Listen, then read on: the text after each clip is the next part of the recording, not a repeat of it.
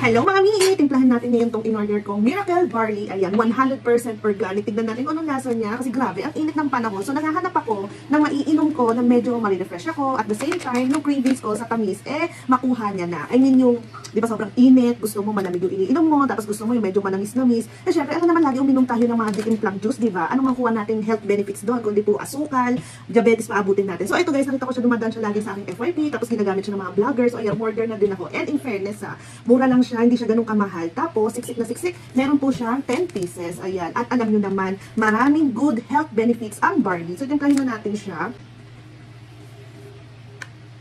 Grabe ang panahon, mga mamshi, no? Sobrang init. Kaya madalas gusto ko, umiinom ako ng mga malalamig na tubig, minsan milk tea, ganun. Kaya lang, syempre, hindi naman maganda sa katawan araw-araw yung mga ganung klaseng matatamis na inumin. Uy, pwede siyang bango. Tapos, meron pa siyang content ng collagen, barley gas, tapos lemon, ayan, may cucumber powder din. Kaya naman pala, tsaka may probiotics. Meron pala amoy pipino, kung nahalo na sa water. Ang bango. Bukod sa nakakapag-lower na po siya ng cholesterol, ang barley, yung mga sugar mo din sa katawan, kung medyo mataas, ayan, napapababa niya din. And malakas po yung fiber niya sa katawan. So, pwede nyo siyang itimpla sa malamig na tubig na. Or ganyan, yung muna yung normal water, para talaga matunaw yung powder. Tapos, lagyan mo ng ice, para talaga sobrang lamig, nakaka-refreshing. Tapos,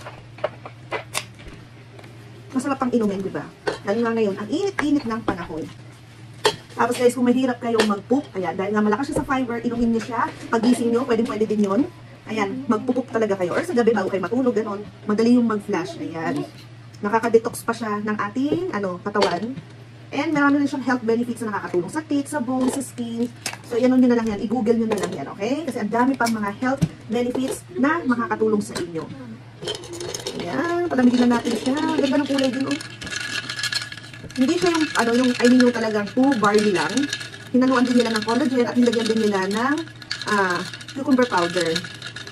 Para mas masarap natin inumin. And meron din siyang magandang skin benefits kasi merong collagen.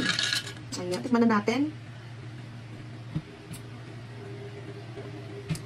Uy, in fairness, masarap siya. Lasang barley, parang tsaa, yung feels ng earthy flavor na plants, ganon. Pero, dahil meron siyang lemon and pipino, ayun, nagbabalance lahat. May konting asim, earthy flavor, ayun. Tapos pipino na nakaka-refreshing, kaya masarap. I-try nyo guys, pwede nito sa inyong mga junakis. Medyo malalaking bata, huwag sa maliliit ha. So, marami po siyang magandang benefits. Malolower niya po inyong cholesterol and yung, yung blood sugar, insulin level, mapapababa niya din. So, andyan din yung mga good health benefits. Nakalagay din dito sa box. Ilalagay ko na lang po dyan yung ating yellow basket para makapag-check out kayo. Kaysa magtipla kayo ng puro juice, order kayo na kung ano ng mga matatamis na drinks, wala kayong masyadong makukuha doon, kundi sa future, sugar, may ipon sa katawan nyo, sakit pa. Ito, makakatulong pa sa katawan nyo. So, ayun lang. Ano pa bang hinihintay nyo? I-check out nyo na yan. At yung sugar niya guys, stevia po yung ginamit ha. Kaya pwede po ito gamitin ng mga momshi or dadshi natin dyan, mga oldie na matataas ang sugar. Ayan, nakaka-help pa nga siya makababa ng sugar. Ayan, nakabasa ko lang. And hindi siya ganun katamis. Nakalagay po dyan na stevia sugar po yung gamit nila. And sabi dito mga mi, pwede po siya sa mga healthy adults, safe for children, pregnant, and lactating women. O yung mga nagpapagatas or nagpapadede sa kanilang mga anak. So ano pa bang hinihintay nyo? Diba? Check out kayo ng kung ano-ano. Ba't di kayo mag-check out na maganda sa ating katawan?